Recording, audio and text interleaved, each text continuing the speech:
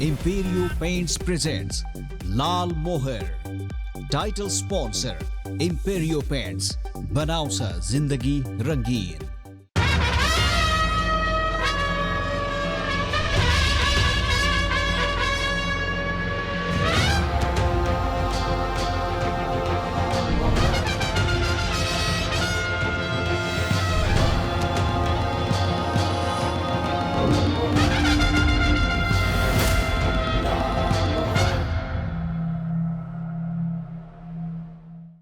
नमस्कार, म रमेश प्रसाई. विश्वभरिबाट कार्यक्रम लालमोहर हेरिरहनुभएका सम्पूर्ण दर्शकहरूमा एकमुष्ट अभिवादन.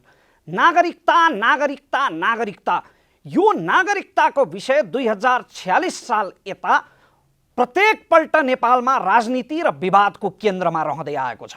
नागरिकता राज्य र एउटा नागरिकलाई जोड्ने पुल हो र आफ्नै भूमिमा नागरिकता विहीन हुनु भनेको कुनै पनि व्यक्तिलाई राज्यविहीन अथवा परिचयविहीन बनाइएको अवस्था हो. केही समय अघिदेखि नै सुस्तावासीहरूले नागरिकताका लागि आफ्नै भूमिमा पनि आवाज उठाइरहेका समाचारहरू जब प्रकाशमा आए, यसले एउटा प्रश्न जन्मायो कि हाम्रो नेपाली प्रत्येक पुस्ताले सुस्ता सुस्ताको गीत गाउने, तर त्यही सुस्तामा जन्मेका नेपालीहरूले आजसम्म नागरिकता नपाउने, नेपालमा नागरिकता नभएको व्यक्ति जति योग्य भए पनि जागिर खान र जति धनी भए पनि जग्गा किन्न सक्दैन, ब्याङ्कबाट ऋण झिक्नदेखि मोबाइलको सिम झिक्न पनि नागरिकता चाहिन्छ. यी त केही उदाहरणहरू मात्रै हुन्. नागरिकता नहुँदा प्रत्येक दिन जीवनमा हुने त्यो पीडा तपाईँ हामी कल्पना समेत गर्न सक्दैनौँ. हामी जसको हातमा सजिलै पाएको नेपाली नागरिकता छ, तर यसमा अर्को पक्ष पनि छ. दुई ढुङ्गा बीचको तरुल जस्तो हाम्रो देशमा यो नागरिकताको दुरुपयोग हुन सक्ने उच्च जोखिम र शङ्का. 20औं लाख भारतीयहरूले कानुनका छिद्रको फाइदा उठाएर नागरिकता लिए भन्ने हल्ला र यसरी नागरिकताको दुरुपयोग हुँदा देश सिक्किम वा फिजी त बन्ने होइन भन्ने एक खालको न्यारेटिभ पनि समाजमा छँदैछ. नागरिकता सम्बन्धी सबै समस्याहरू समाधान गर्ने उद्देश्यले भर्खरै प्रतिनिधि सभाबाट नागरिकता विधेयक पारित भएको छ र राष्ट्रिय सभामा छलफलको क्रममा छ.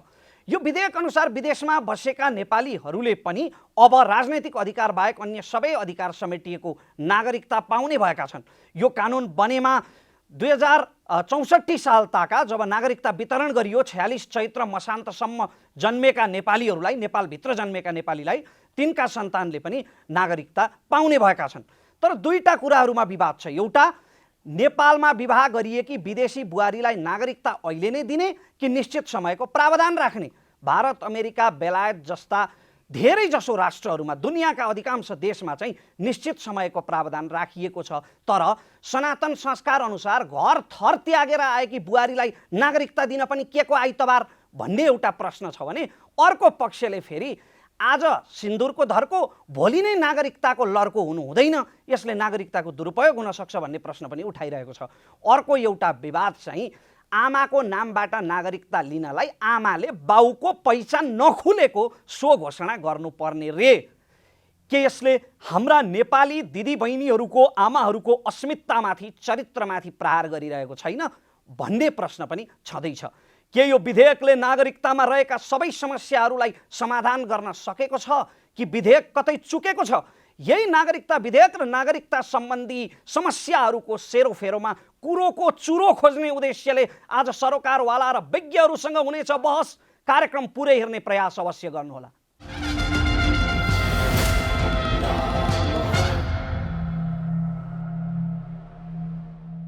आदरणीय दर्शकवृन्द, फेरि पनि स्वागत छ कार्यक्रम लालमोहरमा. आज हामीसँग बहसका लागि अतिथिको रूपमा नेपाली काङ्ग्रेसका नेता सांसद अमरेश कुमार सिंह हुनुहुन्छ.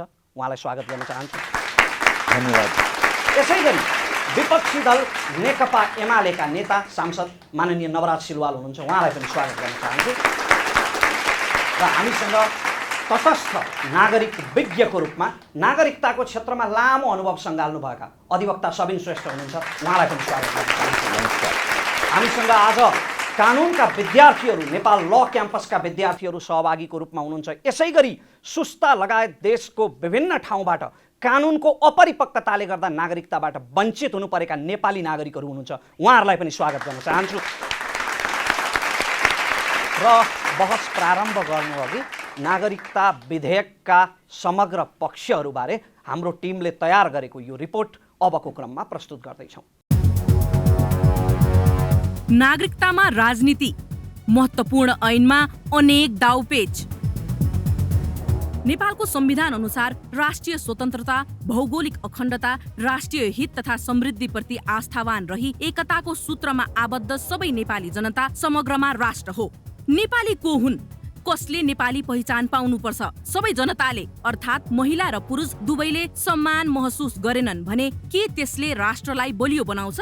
जस्ता प्रश्नलाई राजनीतिक दलहरूले आफ्नो स्वार्थका लागि प्रयोग गरिरहेका छन्। हालै प्रतिनिधि सभामा फास्ट ट्र्याकबाट नेपाल नागरिकता ऐन 2063 लाई संशोधन गर्न बनेको विधेयक पास गरिएको छ। विधि र प्रक्रियामा चल्ने लोकतान्त्रिक शासन प्रणालीमा यसरी बिना छलफल महत्त्वपूर्ण ऐन पारित गरिनु हामीले अंगीकार गरेको शासन प्रणालीको प्रतिकूल अभ्यास पक्कै हो।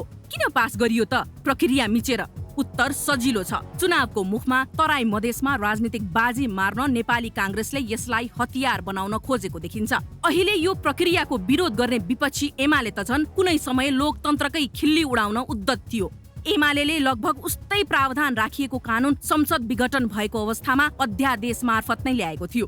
तत्कालीन जनता समाजवादी पार्टीको एक पक्षलाई सरकारमा ल्याउन 2078 जेठमा केपी ओलीको सरकारले सो अध्यादेश जारी गराएको थियो। पात्र फरक भए पनि मनस्थिति र मनसाय फरक देखिँदैन। हरेक राजनीतिक दलले नागरिकता जस्तो महत्त्वपूर्ण विषयलाई राजनीतिक स्वार्थ पूर्तिको हतियार बनाउनु राष्ट्र र लोकतन्त्रकै लागि घातक हो। यो त प्रक्रियाको कुरा भयो। प्रक्रिया मिचेर विधेयक पास गर्दा गर्दै नागरिकता सम्बन्धी ऐनमा भएका संशोधनमा समेटिएका प्रावधान कतिका उपयुक्त छन् र के विषयहरू छुटे, यो विषय दोस्रो पक्ष हो। अहिले सबैभन्दा विवादित बनेको विषय भनेकै वैवाहिक अंगीकृत नागरिकता हो। नेपाली पुरुषसँग बिहे गरेर आउने विदेशी महिलालाई बिहे गरेर आउन साथै नेपाली नागरिकता दिने प्रावधान यहाँ राखिएको छ। विवाह गरी आउने बित्तिकै नागरिकता दिने प्रावधान अन्य मुलुकमा समेत नरहेको, केही वर्षको अन्तरालपछि मात्र नागरिकता दिने प्रावधान छिमेकी भारत लगायत धेरै जसो देशमा छ। नेपालमा पनि संसदीय समितिका विगतका छलफलहरूमा कम्तीमा 7 वर्षपछि मात्र नागरिकता दिने प्रावधानमा करिब टुङ्गो लागेको थियो। तर अहिले आएर किन तुरुन्तै नागरिकता दिने प्रावधान राख्नु पर्यो भन्ने विषय सोचनीय मात्र होइन, गम्भीर पनि छ। संविधानले नै महिला र पुरुषले विदेशी नागरिकसँग बिहे गरेपछि उसको परिवारले नागरिकता पाउने कुरामा ठूलो विभेद छ। अहिले संविधान संशोधनको कुरा नभएर संवैधानिक प्रावधान अनुरूप कानून बनाउने विषयमै कुरा गरौं। यो ऐनले आमाको नामबाट नागरिकता पाउने कुरालाई एक तरिकाले निषेध नै गरेको छ। अर्का तरिकाले भन्ने हो भने महिलालाई घोर अपमान गरेको छ। नेपालमै बस्ने नेपाली महिलाले आफ्ना सन्तानलाई आफ्नो नामबाट सोझै वंशजको नागरिकता दिलाउन सक्दिनन्। उनले सन्तानलाई नागरिकता दिलाउन श्रीमानको पहिचान नभएको घोषणा गरे मात्र त्यस्तो नागरिकता दिलाउन सक्छिन्। त्यो पनि घोषणा गलत भएमा कारबाही हुने शर्त राखिन्छ। त्यसैले अहिलेको कानून र संविधानले नै आमाको नाममा नागरिकता पाउने कुरालाई नाम मात्रको व्यवस्था भएको छ। बाबुको पहिचान बिना आमाले नागरिकता दिलाउन आज पनि सक्दिनन्। यो कुरामा सत्ता पक्षले आफ्नो फाइदा देखेन। विपक्षी त नेपालमै बस्ने नेपाली महिलाका सन्तानबाट नेपालमा राष्ट्रघातको जोखिम देख्छ। प्रक्रिया अनुसार ऐन निर्माणको बाटो अँगालेको भए यी लगायत सबै समस्यामा गहन छलफल हुन सक्थ्यो। कुनै न कुनै समाधान पक्कै आउँथ्यो। त्यो पनि नभए लोकतान्त्रिक विधि र प्रक्रियाबाट ल्याइएमा त्यसमा सबैको अपनत्व रहन्थ्यो होला। तर यसरी सत्तामा रहनेले आफूलाई अनुकूल हुने गरी यस्ता महत्त्वपूर्ण ऐन कानून विधि र प्रक्रिया मिचेर प्राविधिक बहुमतका आधारमा पास गर्नाले लोकतन्त्रलाई त फाइदा गर्दैन। अन्ततः यसले प्रहार गर्ने भनेको हाम्रो राष्ट्रियतामाथि हो। म बहसको सुरुवात नेताबाट होइन, आज नागरिकबाट गर्न चाहन्छु। सबिन सर, नागरिकता सम्बन्धी समस्याहरू समाधान गर्नका लागि एउटा गैर राजनैतिक आँखाबाट हेर्दा, नागरिकको आँखाबाट हेर्दा यो विधेयक कति पूर्ण छ र कति अधुरो छ? यो विधेयक अझै पूर्ण हुन सकेको छैन। तर यो विधेयक पूर्ण हुन सकेको छैन भन्दै गर्दाखेरि के भन्नु पर्यो भन्दाखेरि चाहिँ हाम्रो 2072 को जुन संविधान थियो, संविधानले नै हाम्रो के निर्धारण गरेको छ भन्दाखेरि को नेपाली नागरिक हो र को नेपाली नागरिक होइन भनेर चाहिँ संविधानले निर्धारण गरेको छ। र यो विधेयकले के गरिरहेको छ भन्दाखेरि नेपाली नागरिक भइसकेको व्यक्ति जसलाई संविधानले नागरिक मानेको छ उहाँहरूलाई चाहिँ नागरिकता दिने प्रक्रियाको लागि चाहिँ यो विधेयक आइरहेको छ। र संविधान आएको झन्डै 7 वर्षसम्म पनि हामीले के गर्यौँ भन्दाखेरि चाहिँ हामीसँग दुईटा पार्टीका मान्य सांसदज्यूहरू हुनुहुन्छ र संसदले यति लामो समयसम्म होइन संविधानमै के छ भन्दाखेरि एउटा धारा 304 छ जसले के भन्छ भन्दाखेरि सङ्घीय संसदको पहिलो बैठक बसेको 1 वर्षभित्र चाहिँ संविधानसँग बाजिने कानुनहरू चाहिँ मिलाइसक्ने छ होइन त्यो संविधान मुताबिकको कानुन हुनेछ भन्ने तापनि 7 वर्षसम्म चाहिँ नागरिकता विहीन बनाएर राखिएको सन्दर्भमा विधेयकले मुख्य गरेर 3टा पक्षहरूलाई एउटा जन्मसिद्धका सन्तान लाई नागरिकता दिने त्यो संविधानकै व्यवस्था हो। अर्को आमा जसको चाहिँ बाबुको पहिचान भएको छैन उहाँको सन्तानलाई वंशजको नागरिकता दिने त्यो पनि संविधानकै व्यवस्था हो र संविधानले ल्याएको हामीले चाहिँ अहिले चाहिँ गैर आवासीय नेपालीलाई पनि नागरिकता प्रमाणपत्र दिने भन्ने विषय छ। त्यो विषयहरूलाई लिएर आएर चाहिँ यो विधेयक आएको छ। तर यो विधेयकमा केही कमी कमजोरी छन्, तर कमी कमजोरी छन् भन्ने आधारमा चाहिँ के गर्नु भएन, यसलाई सक्दो सुधार गर्नु पर्यो। तर यो संसदको अब चाहिँ एकदमै अन्तिम अवस्था आएको हुनाले नागरिकता विहीनलाई फेरि नागरिकता विहीनताकै निरन्तरता दिने गरी चाहिँ विधेयकलाई अल्झाउन चाहिँ हुँदैन भन्ने मलाई लाग्छ। जस्तो यो विधेयकमा रहेका कमजोरीहरूको चर्चा तपाईँले गर्नुभयो, के कस्ता प्रावधानहरू समेटिएको भए चाहिँ यो विधेयक साँचो अर्थमा परिपक्व हुन्थ्यो? एउटा कुरा त केही कमजोरीहरू चाहिँ नागरिकताको विषयमा हाम्रो संविधानमै छ।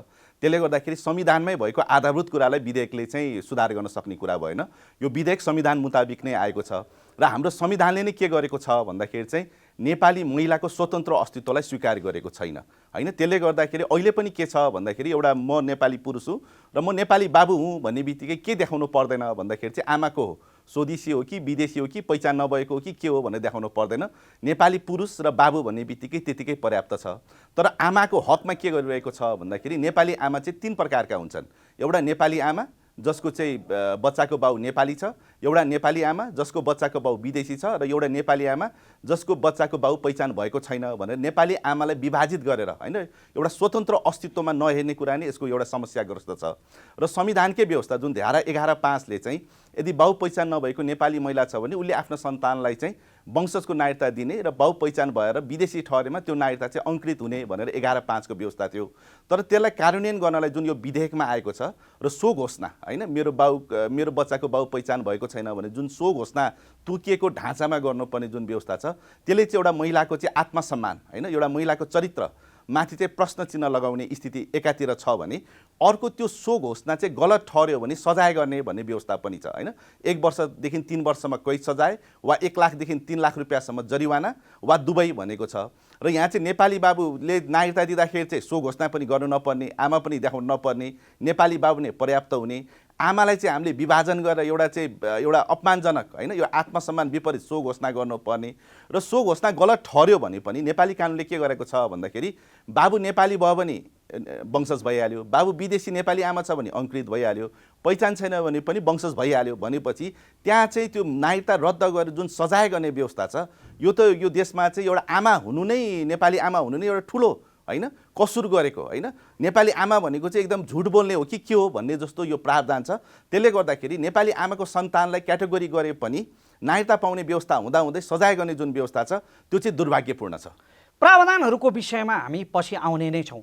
नवराज सर, नागरिकता भनेको चक्लेट बाँडे जस्तो होइन भन्ने केपी ओलीले उनीको नेतृत्वमा ल्याएको सरकारले 77 सालमा ल्याएको नागरिकता अध्यादेशको लगभग फोटोकपी जस्तो गरेर सबै प्रावधान लगभग समेटेर यो विधेयक आएको छ भनेपछि एमाले किन यति बिघ्न उद्वेलित भएको? अनि त्यस्तो एमाले उद्वेलित भएको छैन। हाम्रो चाहिँ भनाइ के भने जस्तो सर्टन मुलुकको राष्ट्रियतासँग मुलुकको भविष्यसँग गाँसेका सर्टेन विधेयकहरू, सर्टेन प्रिन्सिपलहरू, सर्टेन इस्युहरूमा चाहिँ सर्वसम्मत खालको चाहिँ एउटा वातावरण बन्नुपर्छ भन्ने हाम्रो भनाइ। जस्तो नागरिकताको विषय हो त्यसमा चाहिँ कुनै खालको चाहिँ नि बहुमत अल्पमत भन्दा पनि यो राष्ट्रियतासँग आबद्ध विषय भएको हुनाले यो सबै पार्टीहरूको सबै नागरिकहरूको पनि यसमा चाहिँ सहमति सहितको एउटा सर्वसम्मत खालले बनाऊ भन्ने एउटा त्यो। सुरक्षाको विषय हुन्छ, सुरक्षामा पनि राष्ट्रिय सुरक्षाको विषयमा पनि सर्वसम्मत गरौँ। आर्थिक इस्यु हुन्छ, अर्थतन्त्रको सवाल पनि सर्वसम्मत गरौँ भन्ने ढङ्गले हामीले बनायौँ। तर अब जसरी यो अब अहिले नागरिकता बनाइराख्दाखेरि राज्य व्यवस्था समितिमा म पनि थिएँ, मान्यजी अमरेशजी पनि हुनुहुन्थ्यो। हामीले झनै चाहिँ सहमति गरौँ, सबैको सहमतिमा बनाऊ, सबैले चाहिँ स्वीकार्ने र यो हाम्रो हो भन्ने ढङ्गको चाहिँ हरेक नागरिकता नपाएका मानिसहरू नै सबै मुलुकका सबै भूभागमा बसेर पीडित भएर बसेका विभिन्न खालले चाहिँ भन्नुहोस् वञ्चित भएर बसिरहेका नागरिकहरूले पनि यो ऐन मेरो यो डकुमेन्ट मेरो भनिरहँ ओनरसिप प्राप्त गर्न सकुन् भनेर हामीले व्यापक छलफल गरौँ, झन्डै 2 वर्ष चाहिँ छलफल गरेर ल ठिकै छ सर भनेर तपाईहरुले ल्याएको अध्यादेश जस्तै छ लगभग यो विधेयक भनेपछि सुन्नु किन न, नस्वीकार्ने, केमा सहमत नहुने, के को स्वामित्व नलिने एमाले? सुन्नुहोस्, अब त्यसरी ल्याइराख्दाखेरि अहिले सरकारले के गर्यो भनेपछि अब हामीले चाहिँ राज्य व्यवस्था समितिले पारित गरेर संसदमा पेश गरेको विधेयकलाई ठिक छ, त्यहाँ चाहिँ संसदले फेरि त्यसमा कुनै परिमार्जन गर्नुपर्ने छ भने त्यहाँ गर्नु मिल्थ्यो, तर उहाँले फिर्ता लिइकन त्यो एक ढङ्गले चाहिँ नि यो पहिला चाहिँ नि एमाले सहितका साथीहरूले गरेको कुरो ठिक भएन। अब हामी गठबन्धनमा छौँ, हामी सरकारमा छौँ, हामीले भनेअनुसार गर्नु पर्यो। यो नागरिकता बनाइराख्दाखेरि चुनावमा जाँदाखेरि यसको स्वामित्व हामीले प्राप्त गर्नु पर्यो र जनताको भोट चाहिँ हामीले प्राप्त गर्नु पर्यो भन्ने राजनैतिक उद्देश्यका साथ उहाँले फिर्ता लिएर तपाईहरुलाई विधेयकमा गलत प्रावधान आएको होइन, एमालेको भोट ब्याङ्क गुम्न लागेको चिन्ता बढ्यो। त्यस्तो कुरा होइन, गलत प्रावधान आएको सम्म भन्दैछु तपाईँ आउँदैछु त्यसमा। त्यसै गर्दै आउँदाखेरि चाहिँ अब अहिले कस्तो कुरा हो भने ठिकै छ, संविधानले व्यवस्था गरे अनुसारको चाहिँ हामीले 72 को संविधानले जुनका हिसाबले जस्तो भन्नुहोस् त जन्मसिद्धको सन्तानलाई दिने नागरिकता, त्यसमा कुनै विभेदको कुरो भएन। अब आमा यहाँ नारीलाई चाहिँ नि राजनीतिक अधिकार बाहेक दिने, त्यसमा पनि हाम्रो कुनै विवाद छैन। र महिलाहरू आमाले चाहिँ सो घोषणाको आधारमा दिने संविधानमा व्यवस्था गर्यो, त्यहाँ विभेद छ। उहाँले भन्नु सबिनजीले भन्नु त्यसमा हाम्रो पनि सहमत छ। यति भनिराख्दाखेरि अब हाम्रो चाहिँ यहाँ चाहिँ वैवाहिक अङ्गीकृतको सवालमा आउँदाखेरि चाहिँ हाम्रा चाहिँ छोरी बेटीहरू चाहिँ इन्डिया बिहा गरेर जाने, इन्डियाबाट यता आउने, रोटी बेटीको सम्बन्ध भएको ठाउँमा हाम्रा छोरी बेटीहरू इन्डियामा चाहिँ बिहा गरेर जाँदाखेरि 7 वर्षपछि बल्ल एलिजिबल हुने अप्लाई गर्नको लागि हुँदा साथै हाम्रो चाहिँ तुरुन्तै भोलिपल्टै चाहिँ नि नागरिकता दिन सक्ने खालको प्रावधान जुन 2063 को संविधान के अरे ऐनमा भएको प्रावधानलाई चाहिँ समान गरौँ।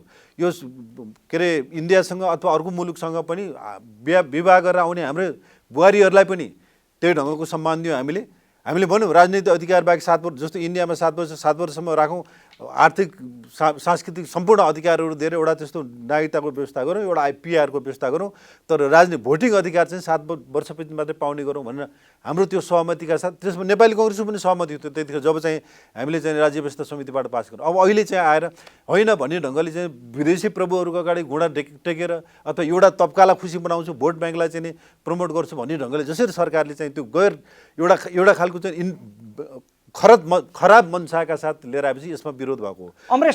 तर यति मैले सकिहालेँ, तर यति गर्दै गर्दा जुन ढङ्गले चाहिँ नि अहिले नागरिकता विधेयक पास गरेको छ संसदले, त्यसमा हामी नेकपा एमाले त्यसमा बेखुसी छ, त्यसमा हामी यसको विरुद्धमा छौँ भन्ने ढङ्गले बुझ्नुहुन्छ भने त्यो गलत हुन्छ। अमरेश सर, राज्य व्यवस्था समितिमा हुँदा तपाईहरु 7 वर्षे प्रावधान राखौँ भनेर विदेशी बुहारीहरूलाई 7 वर्षे प्रावधान राखौँ भनेर सहमत हुनुभएको र अहिले तत्कालै विधेयक ल्याउनु भएको हो भने उहाँले भने जस्तो विदेशी प्रभुहरूको अगाडि घुँडा टेकेको अथवा भोट ब्याङ्क जोगाउनकै लागि यो प्रपञ्च रचेको त सिद्ध हुन्छ नि? होइन, यही कुरा तपाईँले असत्य उहाँको कुरालाई कोट गर्नुभयो। उहाँ यही हुनुहुन्छ, हामी काङ्ग्रेसका 6 जना सांसद नोट अफ डिसेन्ट लेखेका छौँ, लिखित रूपमा, मौखिक रूपमा मात्र होइन, मौखिक रूपमा त हामी विरोध गरेको चाहिँ एकदम बहिष्कार गरेर हिँडे र लिखित रूपमा पनि त्यहाँ दर्ता गराएर सभापतिलाई दिएछ। उहाँले त्यो कुरालाई उहाँ लुकाउन खोज्नुभयो, सत्यलाई ढाक्नु, सूर्यलाई जसरी झाक्न खोजिरहेछ। अहिले पनि राज व्यवस्थाको नोट अफ डिसेन्ट पुरै संसदको बजाप्ते लिखित साइन गरेर मैले बुझाएको हो। यसलाई भेरिफाई गर्न सकिन्छ, अन रेकर्ड रहन्छ नि? अन रेकर्ड छ। मैले त भन्छु नि कि अन रेकर्ड यदि यो सही भएन भने आजै म सार्वजनिक जीवनबाट सन्यास लिन्छु। उहाँ कानुनको जो अहिले नै गलत व्याख्या गरेको छु। मैले संजोगले इन्डियामा पढेको र संजोगले 3 वर्ष पहिला मेरो भतिजीको बिहे पनि इन्डिया भएछ, मुम्बई भएछ, डक्टर छिन्, ऊ आफ्नो ब्याचमेटसँग बिहे गरेर छन्। तर होइन सुन्नु न, नागरिकता त्यहाँ सिस्टमै छैन। जसरी नेपालको संविधान पढ्यो भने विदेशीले जो नेपाल आएकै छैन ऊ बुझ्छ नेपालमा न गरिबी छ, किनकि यति फन्डामेन्टल राइट छ कि सबै ग्यारेन्टी छ। शिक्षाको ग्यारेन्टी छ, यहाँको गरिबको उपचारको त कुनै समस्या छैन।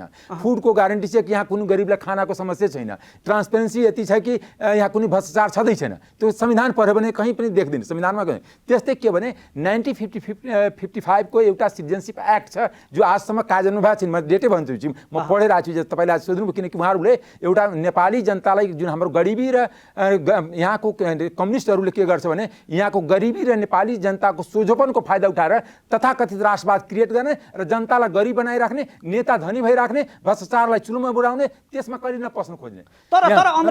मेरो कुरा कम्प्लिट गर्न दियो रमेशजी। 1955 को एक्ट छ, तर आजको दिनसम्म नागरिकता कार्ड इन्डियामा बाँटिया पनि छैन, बनाएको पनि छैन, त्यसको आवश्यकता पनि छैन। त्यहाँ के छ त्यो बताउँछु। भोटर आइडी कार्ड छ, आधार कार्ड छ, आधार कार्ड जुन पनि बनाउन सक्छ, विदेशी पनि बनाउन सक्छ, त्यो मात्र त्यहाँ बसिरहेको प्रमाण दिन्छ कि बसिरहेछ केवाइसीको लागि, ब्याङ्क एकाउन्ट खोल्नलाई त्यो कहाँ बसिरहेछ, कुन घरमा बसिरहेछ, त्यसको लागि आधार कार्ड हो। त्यसकारण आधार कार्ड उसको नेसनलिटीसँग केही जोडिएकै छैन।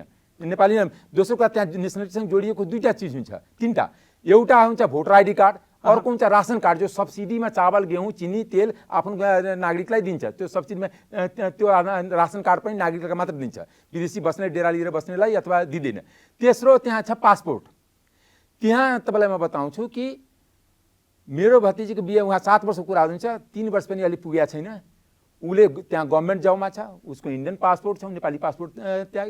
त्यति मात्र होइन, उसको भोटर आइडी कार्डमा नहुँ भने आधार कार्ड भने, आधार कार्ड त जसको पनि भन्छ, हाम्रो नेपाली कामदारहरू पनि धेरै आधार कार्ड छ, ब्याङ्क एकाउन्ट जो खोलेको छ, जो जागिरे छ, तर उनी एज ए नेपाली नागरिक नै आधार कार्ड पाउँछ। तर अमरेश सर, तपाईँले यसो भनिरहँदाखेरि अमेरिका, बेलायत, जापान अधिकांश विकसित देशहरूमा, अधिकांश युरोपेली राष्ट्रहरूमा 2 देखि 5 वर्ष 7 वर्ष बसोबास गरेपछि मात्रै वैवाहिक अङ्गीकृतले नागरिकता पाउने व्यवस्था छ। दक्षिण सुडान जस्तो पिछडिएको अविकसित देशमा पनि 2 वर्ष चाहिँ बसोबास गरेकै हुनुपर्छ वैवाहिक अङ्गीकृतले।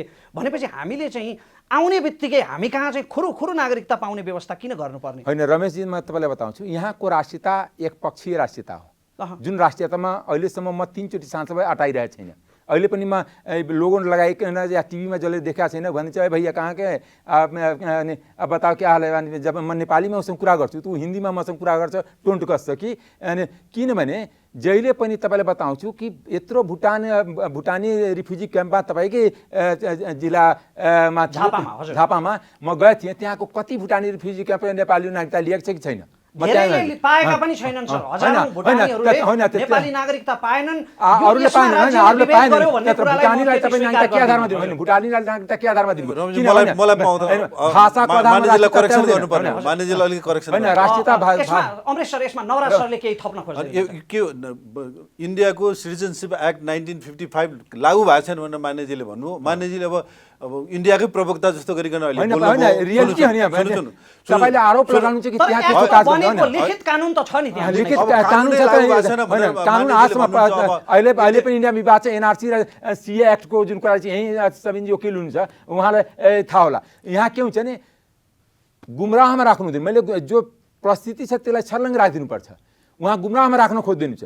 एउटा क्लियर कुरा मानेजी, हैन मैले गुमराह होइन, तपाईले जसरी भन्नुभयो ठिक छ, तपाईले सामाजिक साइड अफ द स्टोरी भन्नु। अब नेपाली कांग्रेसलाई कि अब भारतको पक्षमा राजनीति गर्नुपर्ने, भारतको वकालत गर्नुपर्ने, भारतको ऐनको पक्षमा वकालत गर्नुपर्ने ठाउँमा नेपाली कांग्रेस पुग्यो। त्यो नेकपा एमाले पुगेको छ, किनकि सी जिनपिङ विचारधाराको ट्रेनिङ तपाईहरूले लिने हो। आजसम्म नेपाली कांग्रेसले कुनै इन्डियन नेतालाई बोलाएर यहाँ विचारधाराको गर्दैन। हामी डेमोक्रेट छौँ, तर तपाईँले यही नेकपा कालमा जब जुन बेला एमाले माओवादी मिला थियो, यही मेरिटमा सी जिनपिङ विचारधाराको कति दिनसम्म प्रशिक्षण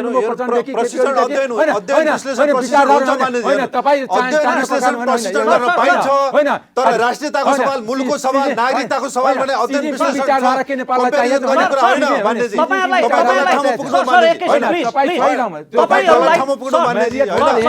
नागरिकताको सवालमा छलफल गरौँ। तपाईहरुलाई मैले भारत र चीनबाट नेपालतिर ल्याउन चाहे। हामीसँग सबिन सर पनि हुनुहुन्छ, अधिवक्ता हुनुहुन्छ उहाँ। सबिन सर, अन्तर्राष्ट्रिय अभ्यास के छ वैवाहिक अङ्गीकृतहरूलाई नागरिकता दिने सवालमा? अन्तर्राष्ट्रिय अभ्यास के छ, यसलाई प्रश्न पारिदिनुहोस्। एउटा कुरा त हामीले के बुझ्नु पर्यो भन्दाखेरि अङ्कृत नागरिकता भनेको कसलाई दिन्छ भन्दाखेरि विदेशीलाई दिने नागरिकता हो, होइन? र अङ्कृत किन भनिएको छ भन्दाखेरि कुनै विदेशको नागरिकता छ र त्यो देशको नागरिकता त्यागेर अर्को देशको नागरिकता अङ्गीकरण गर्छ भने त्यसलाई चाहिँ अङ्कृत नागरिकता भनिन्छ। र यसमा के छ भन्दाखेरि चाहिँ यसमा तत्काल दिने देशहरू पनि छ, होइन? तत्काल दिने हाम्रो एसियाकै देशका कुरा गर्दाखेरि चाहिँ अब हाम्रो थाइल्यान्ड, म्यानमार, होइन, कम्बोडिया जस्तो देशहरूले दिन्छ। युरोपको कुरा गर्दाखेरि चाहिँ हाम्रो चाहिँ फ्रान्स, रोमानिया, पोर्चुगल जस्तो देशहरूले चाहिँ दिन्छ, होइन? अथवा चाहिँ चाहिँ हाम्रो चाहिँ अमेरिकन कन्टिनेन्टको बाहामास जस्तो देशहरूले पनि यसलाई दिइरहेको छ। तत्काल दिने देशहरू पनि छ। त्यस्तै गरेर तत्काल नदिने तर केही अवधिपछि दिने होइन, कार्यान्वयनमा आयो आएन एउटा कुरा भयो। तर नागरिकता ऐनमा चाहिँ भारतमा 7 वर्ष होइन, अमेरिका क्यानाडामा 3 वर्ष। अब जस्तो बङ्गलादेशमा चाहिँ के छ भन्दाखेरि बिहा गरेर आउने विदेशी महिलाको लागि 2 वर्ष, तर त्यहीँ बिहा गरेर आउने पुरुषको लागि चाहिँ 5 वर्ष होइन। पाकिस्तानमा के छ भन्दाखेरि विदेशी महिलाको लागि 1 वर्ष, तर पुरुषलाई चाहिँ दिँदै नदिने व्यवस्था छ। त्यसले गर्दाखेरि चाहिँ यो के छ भन्दाखेरि विभिन्न देशहरूको आफ्नो अभ्यासहरू छ होइन। र अर्को कुरा चाहिँ के भन्दाखेरि दिँदै नदिने देश पनि छ। हाम्रै साउथ एसियामा कुरा गऱ्यो भने भुटानमा चाहिँ बिहाको आधारले मात्रै विदेशी महिलाले नागरिकता दिँदैन। त्यहाँ भुटानमा चाहिँ बच्चा जन्मिसकेपछि होइन, बच्चाको आमाको हिसाबले भने चाहिँ नागरिकको आमाको श्रीमतीले भन्दाखेरि पनि नागरिकको आमाको हिसाबले दिन्छ होइन। त्यसले गर्दाखेरि यो कुरा के हो भन्दाखेरि चाहिँ एउटा त बिहा गरेपछि चाहिँ बस्न सक्ने अधिकारहरू, त्यहाँ चाहिँ त्यो सामाजिक आर्थिक कुराहरू त सुनिश्चित हुनु पर्यो। र यो वैवाहिक अङ्कृत यो चोटि चाहिँ संविधानले व्यवस्था नगरेर चाहिँ कानुन सङ्घीय संसदलाई छोडेको हुनाले सङ्घीय संसदले एउटा चाहिँ न्यायपूर्ण रूपमा होइन कति गर्दा ठिक हुन्छ, हाम्रो देशको चाहिँ राष्ट्रिय हित के छ होइन, यसमा चाहिँ अरू विषयहरू भनेको संविधानले टुङ्गाएको, त्यसले गर्दाखेरि त्यसमा धेरै सहमति गर्नु परेन। यो विषयमा चाहिँ एउटा सहमतिको आधारमा निर्धारण चाहिँ कसले गर्न सक्छ भन्दाखेरि राष्ट्रले गर्नु पर्यो। तर त्यो के आधार र यो कुरा गरिराख्दाखेरि उहाँले चाहिँ वैवाहिक अङ्कृतको कुरा गर्दाखेरि विदेशी महिलाको मात्रै कुरा गर्नुभयो। म चाहिँ के कुरा गर्न चाहन्छु भन्दाखेरि चाहिँ होइन, नागरिकता त हामी पुरुषले दिएको नागरिकता पनि त्यस्तै छ होइन, महिलालाई दिएको नागरिकता पनि त्यस्तै छ। नागरिकताको त लिङ्ग हुँदैन नि त। त्यसले गर्दाखेरि त्यो नागरिकताको विषयमा किन यो चाहिँ नेपाली पुरुषले विदेशी महिला भनेर किन लेख्ने होइन। तर यसमा चाहिँ फेरि होइन, यसमा चाहिँ उहाँहरू फेरि संस्कारको प्रश्न उठाउनुहुन्छ नि त। जसले विदेशी ज्वाइँहरूलाई नागरिकता दिनु हुँदैन भन्नुहुन्छ, उहाँहरूले संस्कारको प्रश्न उठाउनुहुन्छ। हाम्रो त चलिआएको परम्परा त श्रीमती भित्र्याउने हो, श्रीमान भित्र्याउने त होइन भन्ने पनि यो संस्कार होइन। यो चाहिँ संस्कार वा राष्ट्रवाद वा के को नाममा चाहिँ यो वृत्ति सत्ताको चाहिँ हो होइन। नवराज होइन, यो मलाई कम्प्लिट गर्नुहोस्। यदि महिला र पुरुष, नेपाली नागरिक महिला र पुरुष बराबर हो भने यहाँ विदेशी महिला होइन, नेपाली नागरिकसँग बिहा गर्ने विदेशीलाई दिने हो भने सबैलाई दिनु पर्यो, नदिने हो भने सबैलाई नदिनु पर्यो, तत्काल दिने हो भने सबैलाई दिनु पर्यो, तत्काल नदिने वर्ष राख्ने भने सबैलाई एउटा हुनु पर्यो। तर नेपाली पुरुष र नेपाली महिलासँग बिहा गर्ने विदेशी पुरुष र महिलाको आधारमा फरक व्यवस्था चाहिँ गर्नु भएन, समानता चाहिँ हुनु पर्यो भन्ने पनि पक्षबाट छलफल हुनु जरुरी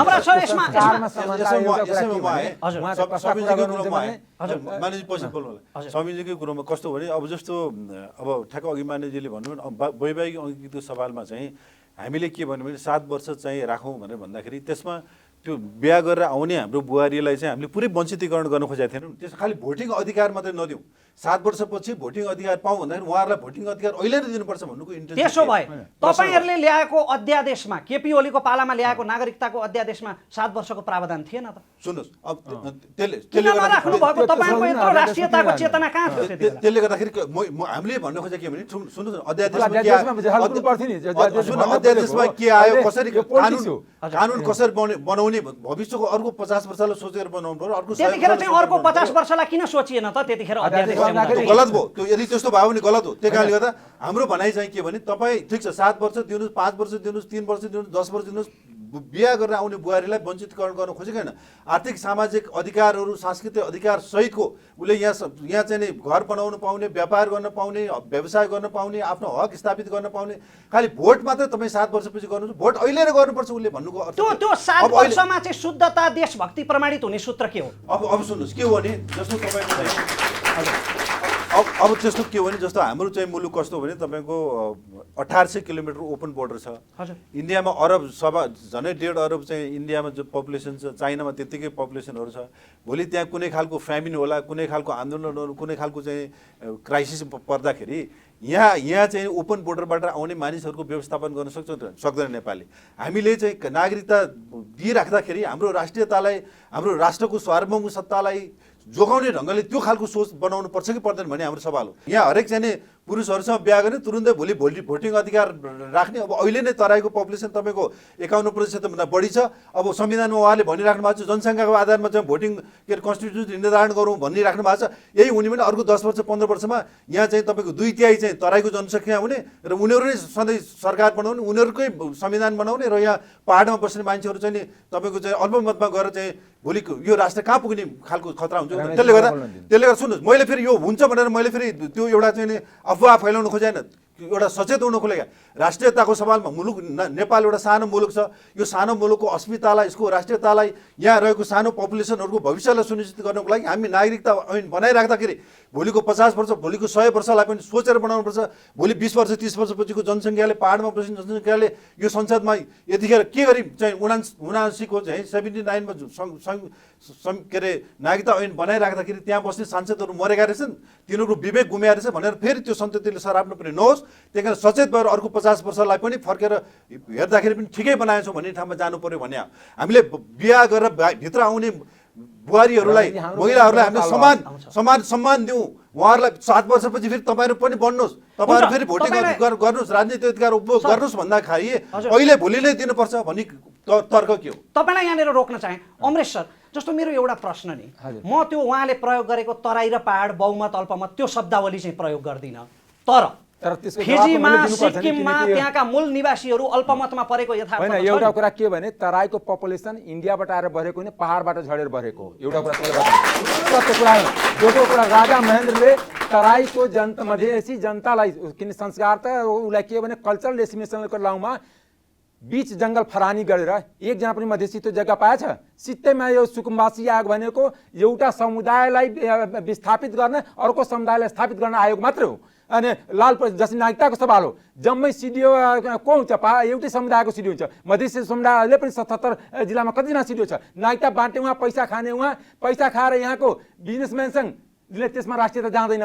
तिब्बतबाट आएको मान्छेलाई मैले आफै चिन्छु पर्सनली, अब कसैको नाउँ नभनौँ यो पब्लिक फोरममा, कि 10 जना जो तिब्बतमा घर छ तर नेपाली नागरिकता हामीसँग साथीभाइ जस्तै बसेको छ। तिब्बतबाट आउने, भुटानबाट आउने अनि सिक्किमबाट आउने ऊ नेपाली, किन भाषाको आधारमा राष्ट्रियता तय हुँदैन।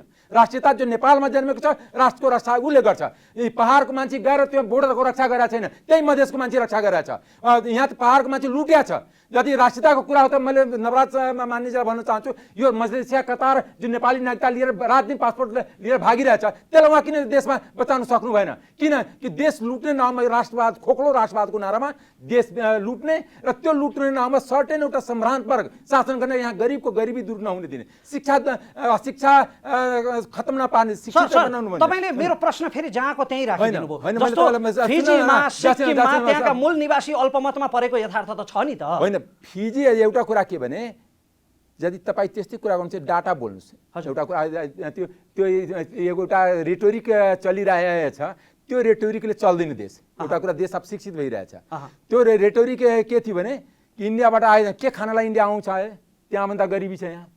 अहिले पनि तपाईँले भन्नुहुन्छ भने 7-8 मिलियन इन्डियाभन्दा समृद्ध हुन सक्छ मान्ने तपाईँ जस्तोले गरेर कहिले पनि गर्नुहुन्न। सुन्नु भ्रष्टाचार त नेपाली कांग्रेसले बढाएको छ, तपाईको सरकार छ, होइन तपाईको गठबन्धनले गरिरहेछ। भ्रष्टाचार हेर्नुस् कहाँ पुगेको छ। सर एकछिन, सर मैले तपाईँहरूलाई फेरि पनि रोक्न चाहे, हामी सहभागीहरू कहाँ पनि पुग्नु पर्ने छ। एउटा कुरा के भने फुटबलमा फुटबल यदि तराई हो भने यहाँ मेरै जिल्लाको तपाईँलाई बताउँछु, पुरै बजेट नर्थ साउथ हुन्छ, किनकि मधेसलाई अहिले पनि गरिबी राख्ने, कहिले पनि मधेसको गरिबीमा चर्चा हुँदैन। सुन्नु तपाईँलाई भन्नु एउटा कुरा, 1 लाख जनसङ्ख्या डलदुराको छ, त्यहाँ मेडिकल कलेज खुल्नु पर्यो। 10 लाख मेरी सर्लाहीको जनसङ्ख्या छ, पुरा 2 नम्बर प्रदेशमा। तपाईँको प्रधानमन्त्री पनि त्यही गर्छन्। सुन्नु न, भ्यू टावर 4 भ्यू टावर बनाउने कि कलेज बनाउने, अनि 4 भ्यू टावरबाट कतिजना शिक्षित हुन्छ, कतिजनाको रोजगारी पाउँछ, कतिजना त्यसबाट गरिबी दूर हुन्छ। त्यस कारणले मैले यहाँलाई रोक्न उहाँले जुन इस्यु उठाउनु गर्नुभयो त्यसको जवाब दिनु। एउटै समाजको जहिले पनि सत्ता कब्जा गर्ने, अरूलाई भन्ने कि यिनीहरू अराष्ट्रिय तत्त्व हो, यो विदेशी हुन्, यो चल्दैन। एउटा कुरा के भने म जुन तपाईँको अगाडि बोल्दैछु, मेरो पुस्ता नेपालमा पृथ्वीनारायण शाहको पुस्ताभन्दा पुरानो छ, यो तिमीमा ग्यारेन्टी साथ भन्छु। म कुनै अङ्गीकृत नागरिक होइन र कुनै विदेशी होइन, तर देशको यथार्थ होइन, देशको यथार्थ बोल्नु पर्छ। किनकि तपाईँले होइन, तपाईँले जुन भन्छ कि तपाईँले मधेसमा जनसङ्ख्या बढ्यो, मधेसको जनसङ्ख्या पहाडको मान्छेले गरेर बढाएछ। विनम्रतापूर्वक यहाँहरू दुवैजना सर विनम्रतापूर्वक रोक्नु। 10वटा सहर बसाइयो कि पहाडको मान्छेलाई त्यहाँ रिप्लेस गर्नलाई, त्यति हामी बुझ्दैन। सर अलिकति भद्र भएर यहाँहरूलाई एकैछिन रोक्न चाहे, हामी सहभागीहरू कहाँ पनि पुग्नु छ। दुईटा कुरा चाहिँ म यहाँनिर क्लियर गर्न चाहन्छु, के भने भ्रष्टाचारमा कसैका प्रधानमन्त्री कोही भन्दा पनि कम छैन, यो इतिहासले। सर अर्को कुरा जति पनि हामी राष्ट्रघाती सन्धिहरूको कुरा गर्छौँ 1950 को सन्धिदेखि लिएर महाकाली सन्धि, कोशी सन्धि, जे सन्धिको कुरा हुन्छ यो चाहिँ कुनै अङ्गीकृत नागरिकले गरेको होइन, वंशज नागरिकले गरेका हो सबै सन्धिमा हस्ताक्षर। यो म क्लियर गर्न चाहन्छु र हामी सहभागीहरू कहाँ पुग्छौँ यति बेला उहाँहरूलाई हाम्रो यो बहस सुन्दा संवाद सुन्दा कस्तो लागिरहेको छ, उहाँहरूका केही प्रश्न जिज्ञासा छन् भने हामीसँग कानुनका विद्यार्थी पनि हुनुहुन्छ र नागरिकता विभिन्न कारणले नपाउनु भएका साथीहरू पनि हुनुहुन्छ। म पहिला नागरिकता नपाउनु भएका नेपाली नागरिकहरूको धारणा लिन्छु। मेरो नाम चाहिँ इन्द्रजित साफी, मेरो घर चाहिँ धनुषा गणेशमान चारनाथ नगरपालिका वडा नम्बर 3। पहिलो प्रश्न मेरो बुवा नेपाली, मेरो आमा नेपाली, म चाहिँ कहाँको? यसको जवाब सरकारले दिनै पर्छ। विगत 7 वर्षदेखि म जस्ता लाखौँ नेपाली सच्चा नेपाली नागरिकले नागरिकता नपाएर गुमाएका जुन सेवा सुविधा छन् उसको क्षतिपूर्ति कसले तिर्दिने? हैन, तपाईहरूको जहिले नि यसको राजनीतिक मुद्दा, जहिले पनि चाहिँ नागरिकतालाई राजनीतिक मुद्दा बनाउनुहुन्छ। तपाईको नागरिकता नभएर नेपालमा म इन्जिनियरसम्म पनि पढ्न पाइनँ। बाध्यतापूर्वक मलाई 2 वर्ष वेट गरेर भारत गएर म चाहिँ त्यहाँको सरकारी युनिभर्सिटी कुरुक्षेत्र युनिभर्सिटीबाट म चाहिँ त्यहाँबाट पढेर आएँ। त्यहाँबाट म आएँ, नेपालमा कति ठाउँमा चाहिँ इन्टरभ्यू दियो, जब पनि तोक्यो, तर इन्जिनियरको लाइसेन्स नभएर म चाहिँ तपाईँको जब खान पाइनँ। यसको तपाईँको जहिले पनि नाटक र नोटङ्कीको खेलमा वास्तविक नागरिकतालाई कहिलेसम्म यसरी चाहिँ पीडित बनाइराख्नुहुन्छ? एकैछिन सर, एउटा म भन्न चाहन्छु। मेरो बाबा चाहिँ तपाईँको मेरो पढाइको लागि 70,000 रुपियाँ लोन लिएको थियो, मिटर ब्याज जोडेर। आज मेरो 20 लाखको सम्पत्ति यही श्रावण 25 गते लिलामी हुँदैछ। कसको कारणले हुँदैछ?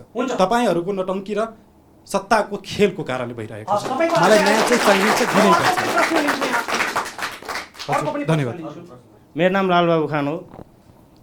2044 साल 8 महिना 24 गते प्रस्तुति गृह। मेरो बुवा आमा सानैमा छुट्टिनु भयो, बुवा पनि छैन आमा पनि छैन होइन। अब नागरिकता बनाउनु गएँ, अब यो देखाएको हुँदैन कि बुवा ल्याऊ कि आमा ल्याऊ भन्छ, कहाँबाट ल्याउने? म कहाँको नागरिकता? म हेर्नुहोस् कागज सबै छ, हेर्न सक्नुहुन्छ, ओरिजिनलै हो होइन। अब मसँग यस्तो मान्छेहरू चिन्जान छ कि विदेशमा गयो, विदेशी नागरिक मन परायो ल्यायो, लेडिज है जेन्ट्स चाहिँ नेपाली नै हो, विदेशी आयो आइमै, उसले त्यो विदेशी आइमै नेपाली भइसक्यो, नेपाली नागरिक भइसक्यो, 2 जना बिहे पनि, अब 2 जनै नेपाली नागरिक छ के, उसँग पहुँच पनि थियो, फाइनेन्सियली ऊ स्ट्रङ पनि थियो, बन्यो नि त। अब मसँग त केही पनि छैन। अब तपाईँले लाख म कालो छु, म तराईको होला, इन्डियाको होला, कतिले मलाई थर्काएको पनि छ।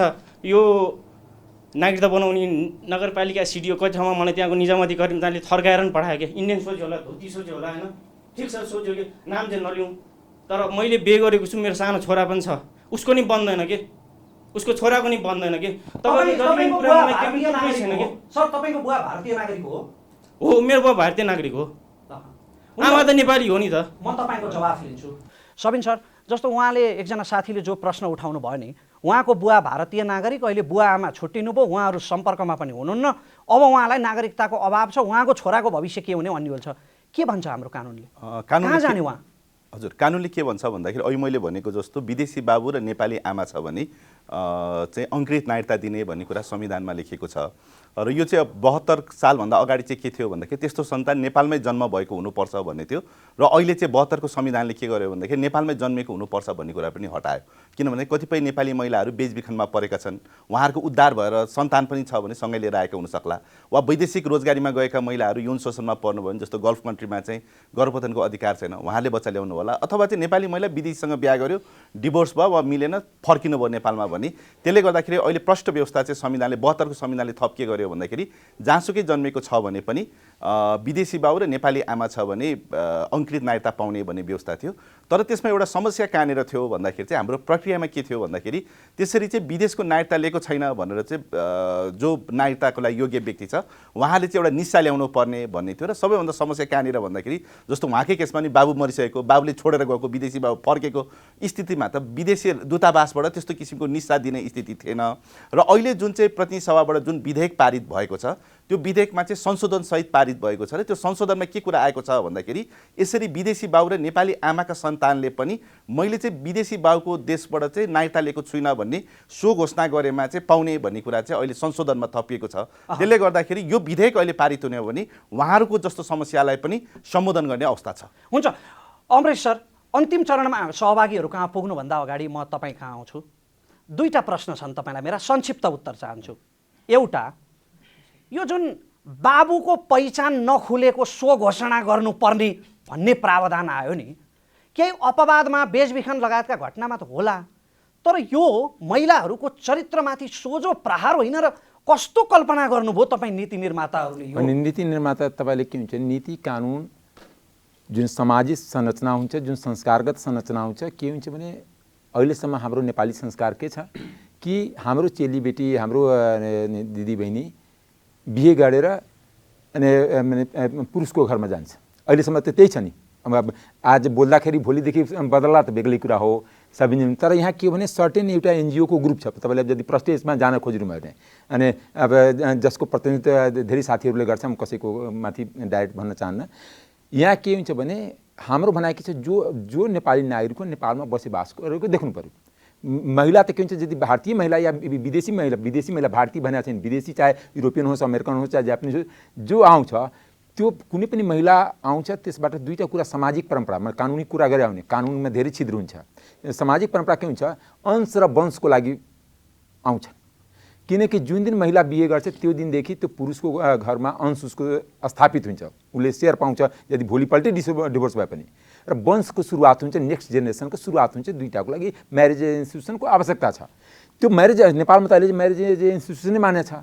तर के हुन्छ भने विदेशी केटाको हकमा के हुन्छ भने हाम्रो चेलीबेटी बिहे गरेर विदेश जान्छ। जस्तै हामी धेरै यस्तो पढे लेखेको हामी साथीको छोराछोरी चिन्छु, जो विदेशी जो चेलीहरू विदेशी केटासँग छ, त्यही देशमा गएर बसिरहेछ, उसले आउँदैन। त हाम्रो त्यहाँ कानुन बनाउँदाखेरि के थियो भने कि या त त्यसमा लेखेको छ नि अहिले पनि 15 वर्ष बसोबास हुनु पर्यो यहाँ नेपालमा, कि नेपालमा बस। हामी त्यो प्रावधानको प्रश्नमै छैनौँ, त्यो त हामीले अघि छलफल गरिसक्यौँ। मेरो प्रश्न कहाँ हो भने नि, हजुर, बाउको पहिचान खोल्न नसकेको भनेर कसैको नागरिकतामा लेखिनु आमाको र सन्तानको अपमान होइन?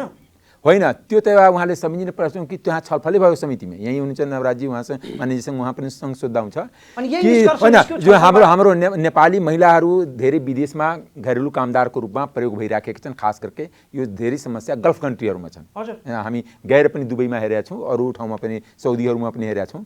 त्यहाँ के हुन्छ भने हामी इलिगल तरिकाले जो बार कुरा पनि उठिराखेको हुन्छ, यहाँ भारत जान्छु, त्यहीँबाट फ्लाइट चढेर त्यहाँ जान्छु, भिजिट भिसामा जान्छु, त्यहीँ घर पासपोर्ट उसले कब्जा गर्छ, अनि दुःख पनि दिन्छ, अनि फिजिकली पनि एक्सप्लोइट गर्छ।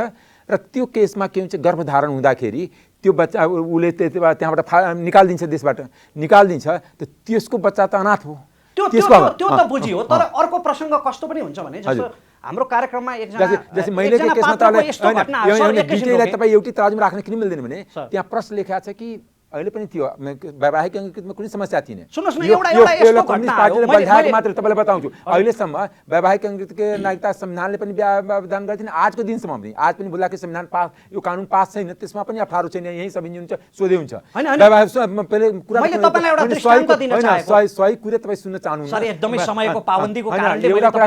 वैवाहिक अंगीकृतको समस्या थिएन। समस्या त थियो कि जन्मसिद्धको छोराछोरीको जुन 64 मा भएछ छैन। यसमा त के भने 72 साल संविधान जारी भइसकेपछि 72 सालदेखि अहिले 79 सालमा 7 वर्ष हो। 7 वर्षमा देश 5 वर्ष कम्युनिस्टकै नेतृत्वमा थियो, उनीहरूले दिनै चाहँदैन। सिधा कुरा, जनताले त्यहाँ हिसाब किताब लिनु पर्यो। 2 वर्ष काङ्ग्रेस नेतृत्व छ, 2 वर्षको दोषीमा त हामी यहाँ प्रयास गरेर दिनै खोजिरहेछौँ, तर उसले जहिले पनि बल्झाएर 2 वर्ष 17-18 वर्ष काङ्ग्रेसले चलायो। त्यो कम्युनिस्ट र काङ्ग्रेसको विवादतिर नजाउँ, यहाँ सबैले सत्ता चलाएका छन्। त्यो विवाद पनि एउटा कुरा, नागरिकता समस्या समाधान जहिले पनि नेपाली काङ्ग्रेसकै नेतृत्वको सरकार गर्छ। यो पनि म तपाईँलाई जवाब दिन्छु। 47 साल पछाडि 75% समय चाहिँ नेपाली काङ्ग्रेस सरकार चलाएको छ। काङ्ग्रेसको विवादमा कुनै छैन। रमेश सर, म पनि एउटा कुरा राखौँ है। रमेश सर, नवराज सर, एकैछिन, समयको असाध्यै धेरै पाबन्दी छ, हामी साह्रै नै उत्तरार्धमा आइसक्यौँ, सहभागीका प्रश्न पनि लिनु छ। मैले दिन खोजेको दृष्टान्त चाहिँ के हो भने, एउटा घटना यस्तो आयो जसले ग्यालेक्सी टेलिभिजनबाट प्रसारण भयो, जसले एकदमै एक प्रकारको प्रश्न जन्मायो। उनको बुवा उनलाई नागरिकता दिनका लागि कुनै हालतमा उपस्थित नहुने, छोरी नै नस्वीकार्ने, आमाको नामबाट नागरिकता नबन्ने। अब उसले के बाउको पहिचान खोल्न नसकेको भनेर घोषणा गर्नु पर्यो कि अदालत धाउनु पर्यो हरेकले डिएनए टेस्ट गराउनु? आमाको नाममा अहिले हामीले प्रतिनिधि सभाले पास गरेको आमाको नामबाट नागरिकता दिने प्रावधान छ। मा चाहिँ के छ भने एउटा बुवा छ, बुवा पनि छ, आमा पनि छ, उहाँले भन्नु छ, तर उसले आउन मान्दैन भनेपछि उसलाई चाहिँ नि सिडिओले चाहिँ म्याद काट्न सक्ने व्यवस्था गरेका छौँ।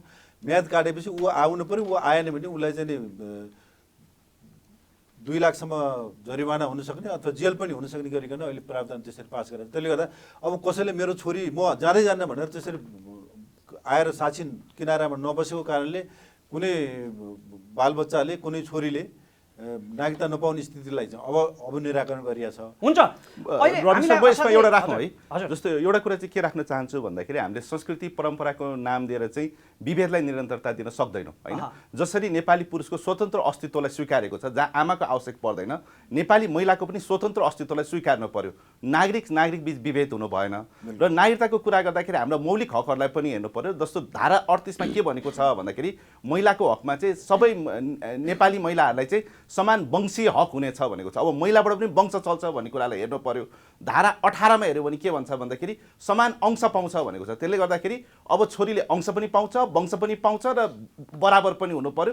अब हिजो कस्तो परम्परा थियो भन्ने कुरा आफ्नो ठाउँमा होला, अब हामीले कस्तो परम्परा गर्ने भन्ने कुरा गर्दाखेरि चाहिँ नेपाली पुरुष र नेपाली महिला बीच विभेदित परम्परालाई चाहिँ निरन्तरता दिनु भएन। अन्त गर्नुपर्छ। हुन्छ, अन्तिम चरणमा केही सहभागीहरूका प्रश्न लिन चाहन्छौँ अत्यन्तै संक्षिप्तमा। नमस्कार, म नेपाल ल क्याम्पस प्रथम सेमेस्टरको विद्यार्थी आयुष भण्डारी। मेरो प्रश्न माननीयजीहरूलाई के भने, तपाईँले नागरिकता विधेयक अहिले यस्तो समयमा पारित गर्नुभयो कि जति बेला तपाईँहरूको सरकार केयरटेकर सरकारको रूपमा परिणत हुनुभन्दा जस्ट अगाडि तपाईँले 22 महिनादेखि राज्य व्यवस्था समितिमा छलफल भएको, प्रतिवेदन पेश भएको विधेयकलाई त्यही दिन फिर्ता लिएर त्यही दिन साँझ नयाँ विधेयक दर्ता गरेर यस्तो नागरिकता जस्तो गुरुत्व र घनत्व बोकेको विषयलाई तपाईँहरूले समितिमा लगेर दफावार र घनीभूत रूपमा छलफल गर्न पनि चाहनु भएन।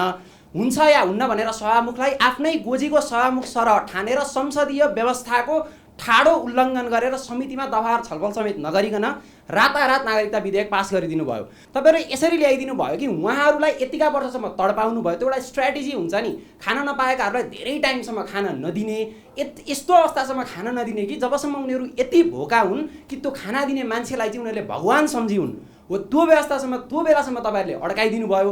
अहिले उहाँहरूलाई चाहिँ आफूलाई भगवान सरह ठानेर एउटा भोट ब्याङ्क किन्ने आधारमा तपाईँहरूले नागरिकता विधेयक यस्तो बेलामा पास गरिदिनु भयो।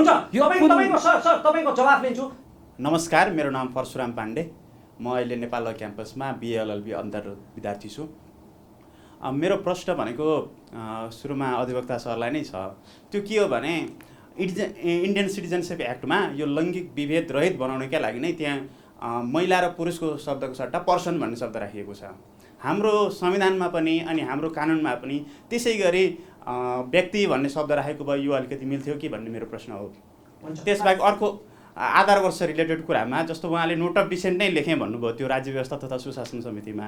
आधार वर्ष जसरी हाम्रै चेलीहरू बाहिर जाँदाखेरि 7 वर्ष पर्खिनुपर्ने जस्तै इन्डियाको हकमा, उताको चेलीहरू हामीले भित्र हुँदाखेरि चाहिँ 7 वर्षसम्म पनि पर्खिन नसकेर अनि त्यसमा पनि त्यसको बिचमा स्थायी अनुमति पत्र पनि दिने जुन सुशासन समितिको जुन एउटा प्रतिवेदन थियो त्यो पनि पर्खिन नसकेर नोट अफ डिसेन्ट लेखेँ भन्न सक्ने अब यो आत्मसम्मान चाहिँ कहाँबाट आउँछ?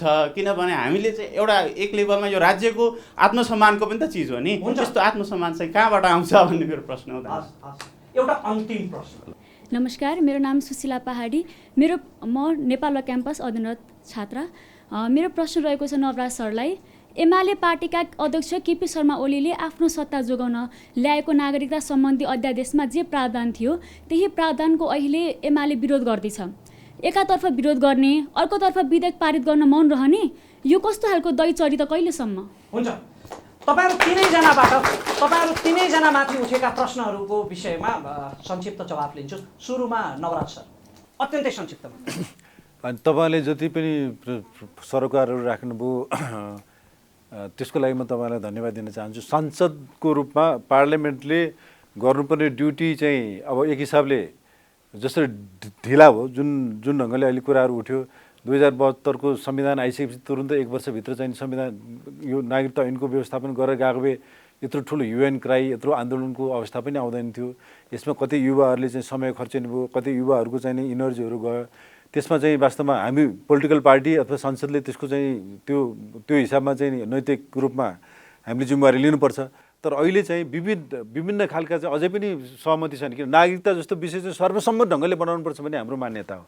तर यसमा पनि बहुमतको आधारमा अहिले जसरी चाहिँ सरकारले लिएर आएछ, पास गरेछ, यो चाहिँ नागरिकता ऐनले पनि धेरै समस्याहरू समाधान गर्छ। तर महिला र पुरुषलाई बराबर ढङ्गले चाहिँ व्यवहार गर्ने, पुरुष र महिलाको पनि नागरिकताको सवालमा वंशीय अधिकार बराबर हुनुपर्छ भन्ने सवालमा संविधान चुकेको छ, त्यो अनुसारको ऐन पनि बन्न सकेका छैन। त्यसले गर्दा आउँदो दिनहरूमा अर्को चाहिँ संसद आइराख्दाखेरि अर्को चाहिँ नि हामी जस्ता सांसदहरू चुनेर आइराख्दाखेरि यसको फेरि चाहिँ रिभ्यू हुन्छ, यसमा फेरि चाहिँ नयाँ ढङ्गले चाहिँ संशोधन हुन्छ र महिला र पुरुष बराबर, यो मुलुकमा महिला र पुरुषको समान हक हो, वंशीय हक पनि हो, यहाँको नागरिकका हरेक हिसाबले महिला र पुरुष बराबर छन् भन्ने त्यो जुन हाम्रो चाहिँ संविधानको स्पिरिट पनि हो, त्यो अनुसारको चाहिँ संविधानमा पनि संशोधन गरेर नागरिकता ऐनमा पनि संशोधन गरेर हामी जाँदाखेरि अनि यो खालको विभेद रहँदैन भन्ने मेरो विश्वास। अमरेश सर, म आत्मसम्मानका साथ भन्दैछु कि हरेक नेपालमा बस्ने नागरिकले नागरिकता पाउनुपर्छ, जो तपाईँहरूको एकपक्षीय राष्ट्रवादलाई दिँदैन, जसको शिकार हाम्रै क्षेत्रका एकजना राउतजी हुनुहुन्छ। यस्ता हजारौँ लाखौँ देखिरहेको छु, त्यसको म प्रतिनिधि हो। दोस्रो कुरा, संसदीय समितिमा बहुमत अल्पत हुँदैन, तर त्यहाँ बहुमतले त्यो बेला नेकपा थियो, एमाले माओवादी फुट्या थिएन, किनकि संसदीय व्यवस्था कम्प्लिट अर्थगणितको खेल हो कि कसको सङ्ख्या जति छ जे मन लाग्यो त्यही पास गर्यो।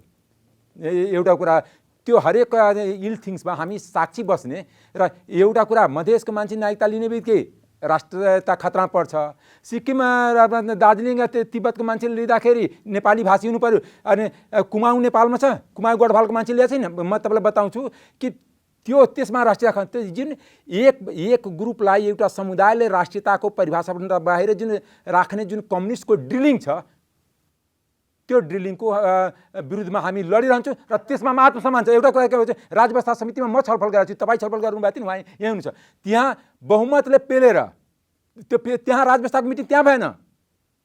तत्कालीन प्रधानमन्त्री केपी ओलीको निवास बालुवाटारमा छलफल गरेर आफ्नो पार्टीको सबै सांसद बोलाएर तिमीहरू यो गर, त्यहाँ सचिवालय बसेर नेकपाको तत्कालीन सचिवालय थियो र त्यसमा सचिवालय बाहेक एकजना उपाध्यक्ष तत्कालीन नेकपाको उपाध्यक्ष सुभाष नेमाङ हुन्थ्यो, बसेर त्यहाँ गाइडलाइन दिएर त्यति हामी इन्फर्म छु। तपाईँ यहाँ जुन भन्नुहुन्छ त्यति मात्र होइन नि, चुनावको सायद किन पर्खिनु भएको संक्षिप्तमा? होइन, हामी सुरुदेखि भनिरहेको छु सहमति खोजिरहेको थियो।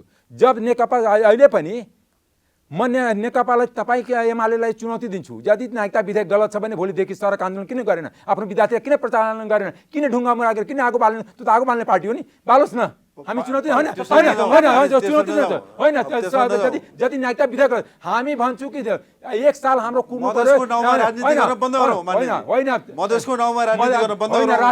मधेसलाई खिच्न पाउनु हुन, यो हामी एकदम त्यहाँको भन्छौँ। राष्ट्रको नाममा मधेसलाई खिच्न पाउनु हुन नि, राष्ट्रियताको परिभाषाबाट मधेसीलाई हटाउनु पाउनु हुन नि। तपाईँ राष्ट्रवादी, तपाईँ देश बेच्ने राष्ट्रवादी, पुरै देशलाई गरिबी बनाउने, कङ्गाल बनाउने, आजसम्म मधेसको प्रधानमन्त्री भएको छैन नि। यो देशमा गरिबको बच्चालाई करोडौँलाई मलेसिया कतार पठाउने त्यो राष्ट्रवादी, देशको अनि फास्ट्यागदेखि लिएर पोखरा एयरपोर्टदेखि लिएर राजाको सबै ट्रस्टको जग्गा बेच्ने राष्ट्रवादी। यहाँहरूलाई रोक्न चाहे, एकदमै विनम्रतापूर्वक यहाँहरूलाई रोक्न चाहे, यो नस्लवाद र राष्ट्रवादको बहस हामीले धेरै सुनिसकेका छौँ। नेकपा एमालेको राष्ट्रवाद भएर पोषण गर्छ, त्यसको जनता साक्षी छ, त्यसको जनता साक्षी छ, नस्लवादको पनि राष्ट्रवादको पनि जनता गर्छ नि। सबिन सर, हामीसँग सबिन सर हुनुहुन्छ, अत्यन्तै संक्षिप्तमा तपाईँको क्लोजिङ रिमार्क्स राजनीतिभन्दा माथि उठेर लिएर टुङ्ग्याउँछु म। राष्ट्रवाद भनेको मान्छेको भावना हो, त्यसले गर्दाखेरि राष्ट्रवाद भनेको आफ्नै नागरिक विभाजन र विभेद गरेर राष्ट्रवाद हुँदैन। तराई हिमाल पहाडले एक अर्कालाई शङ्का गरेर राष्ट्रवाद हुँदैन, महिला पुरुष वा अन्यले शङ्का गरेर चाहिँ यो राष्ट्रवाद हुँदैन। त्यसले गर्दाखेरि नेपाली नागरिकता प्राप्त प्रत्येक व्यक्ति समान छ भन्नु पर्यो र उहाँले हाम्रो विद्यार्थी भाइले उठाउनु भएको जस्तो नागरिकताभित्र लिङ्ग खोज्नु भएन, यो पुरुष नागरिक हो कि महिला नागरिक हो कि अन्य भनेर। त्यसले गर्दाखेरि जब हामीले सबै नागरिकलाई समान, बिना कुनै लैङ्गिक, बिना कुनै जातीय, बिना कुनै क्षेत्रीय पूर्वाग्रह समान व्यवहार गर्छौँ, त्यसपछि चाहिँ हाम्रो राष्ट्रवाद बलियो हुन्छ जस्तो लाग्छ। हुन्छ, अब बहसको अलिकता चर्कोपना र समयको असाध्यै धेरै पाबन्दीको कारणले गर्दा आज हामीले सहभागीहरूका अन्य प्रश्न लिन सकेनौँ। यसमा म हृदयदेखि नै सम्पूर्ण सहभागीहरूसँग क्षमा याचना गर्न चाहन्छु। समयको असाध्यै धेरै पाबन्दी छ र आजको बहसलाई हामी यहीँनिर टुङ्ग्याउँछौँ र टुङ्ग्याउँदै गर्दा यो कामना गर्छौँ कि कुनै पनि नेपाली नागरिक कहिल्यै पनि नागरिकताबाट वञ्चित हुनु नपरोस् र नागरिकता जस्तो संवेदनशील विषयमा यस्ता छिद्र पनि नहुन् जहाँबाट विदेशीले नागरिकता लिन सकुन्। यही कामना गर्दै हामी आजको बहसलाई समयको पाबन्दीका कारणले यहीँ टुङ्ग्याउँछौँ। अर्को साता अन्य अतिथि र अन्य विषयवस्तुका साथ उपस्थित हुने बाचासहित आजका अतिथिहरूलाई आफ्नो अमूल्य समयका लागि धन्यवाद र सहभागीहरूलाई विशेष धन्यवाद अनि दर्शकहरूलाई कार्यक्रम हेरिदिनु भएकोमा अझ विशेष धन्यवाद भन्दै कार्यक्रमको यो श्रृङ्खलाबाट सम्पूर्ण टिमका साथ रमेश प्रसाई आज्ञा चाहन्छ। नमस्कार।